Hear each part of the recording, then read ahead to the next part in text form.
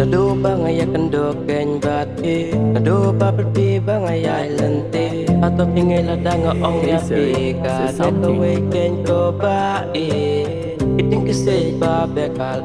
Tangkis laba tertang balak bantla Kum taladak lem kajing itong pingaro Ngis langa laban bantla Ngenya hakacing ngej pun gujung tenjuk Lama pi bertengam snyo to show Kemut ke ai kajing ngej apingan ai Tang babingej pin snyo to ladang aher Oh syat ngai Gular bati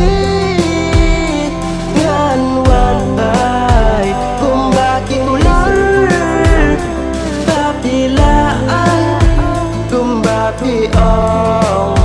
ngin hang lang sya nga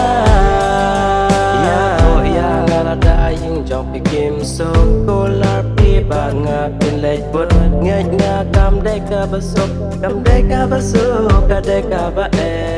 pi kolar ki bapi late kamastem ka tang pande bapi ngan don yai ne lada pun ki jing ya pi ngan yai le